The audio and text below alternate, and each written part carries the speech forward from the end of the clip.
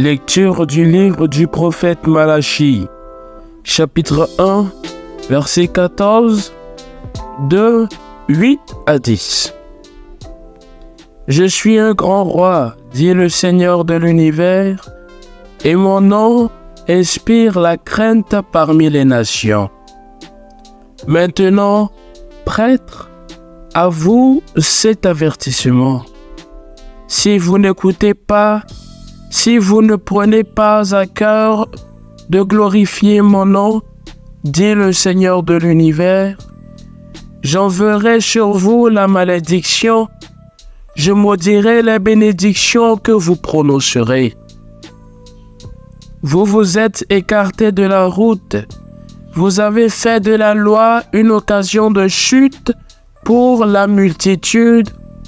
Vous avez détruit mon alliance avec mon serviteur Lévi, dit le Seigneur de l'univers.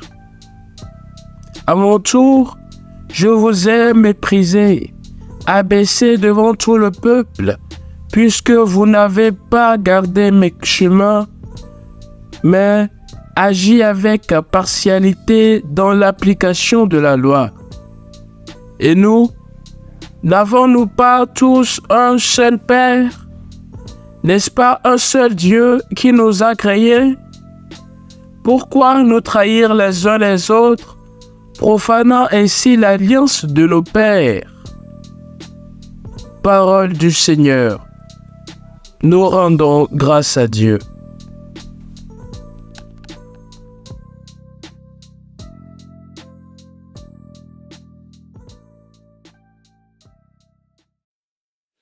Garde mon âme dans la paix, près de toi, Seigneur.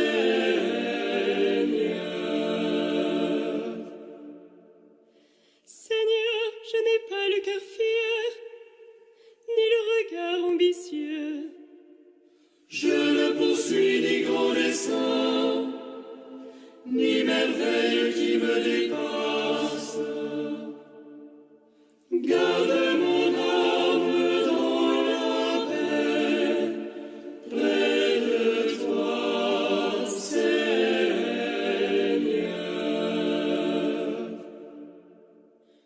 Non, mais je tiens mon âme, égale silencieuse. Mon âme est en moi comme un enfant, comme un petit enfant contre sa mère.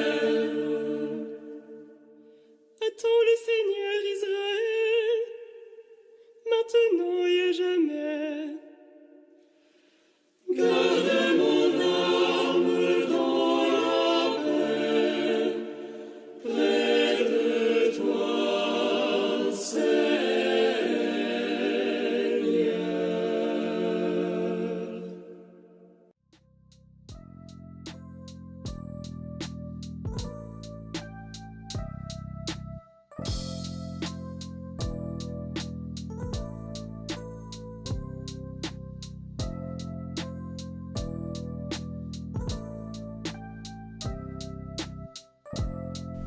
Lecture de la première lettre de Saint Paul apôtre aux Thessaloniciens, chapitre 2, versets 7, 9 à 13. Frères, nous avons été pleins de douceur avec vous, comme une mère qui entoure de soins ses nourrissons. Ayant pour vous une telle affection, nous aurions voulu vous donner non seulement l'évangile de Dieu, mais jusqu'à nos propres vies, car vous n'étiez devenus très chers. Vous vous rappelez, frères, nos peines et nos fatigues, c'est en travaillant nuit et jour pour n'être à la charge d'aucun d'entre vous que nous vous avons annoncé l'évangile de Dieu. Et voici pourquoi nous ne cessons de rendre grâce à Dieu. Quand vous avez reçu la parole de Dieu que nous vous faisons entendre, vous l'avez accueillie pour ce qu'elle est réellement, non pas une parole d'homme, mais la parole de Dieu qui est à l'œuvre en vous, les croyants. Parole du Seigneur. Nous rendons grâce à Dieu.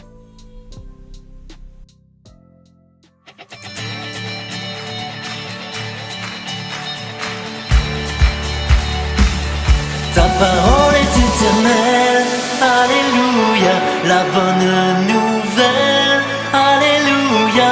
Ta parole est éternelle, alléluia, la bonne nouvelle, alléluia. Ta parole est éternelle, alléluia, la bonne nouvelle, alléluia. Ta parole est éternelle, alléluia, la bonne nouvelle, alléluia. Vous n'avez qu'un seul Père, celui qui est aux cieux. Vous n'avez qu'un seul Maître, le Christ.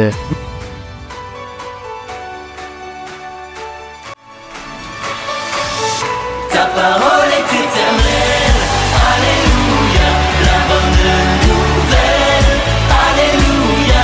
Ta parole est éternelle, alléluia, la bonne nouvelle, alléluia.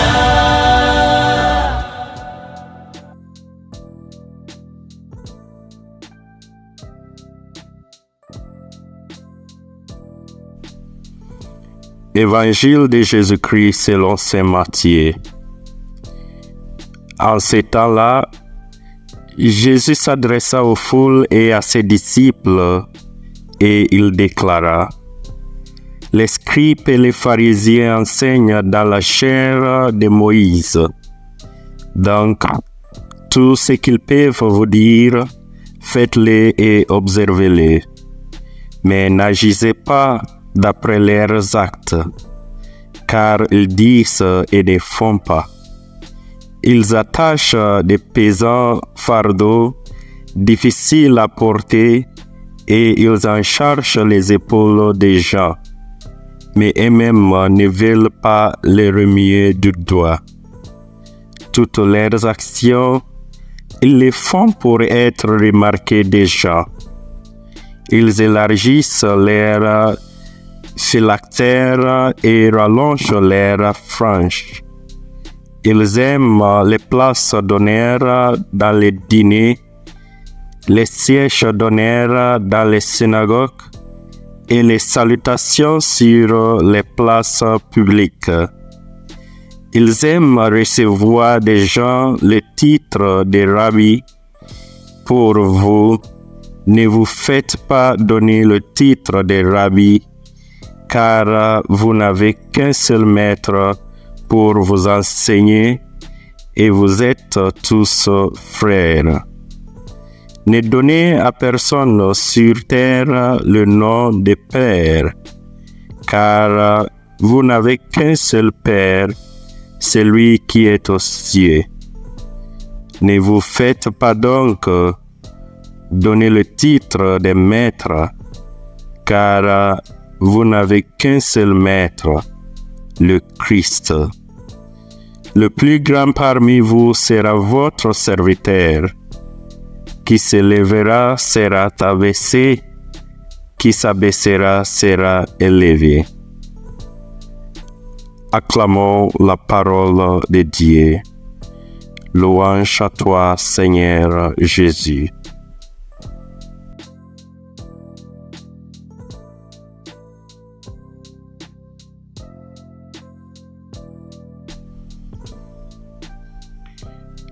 Chers frères et sœurs en Christ, ce passage que nous venons d'écouter nous offre des leçons essentielles sur l'humilité, le culte authentique et l'appel à être des leaders serviteurs dans notre cheminement chrétien.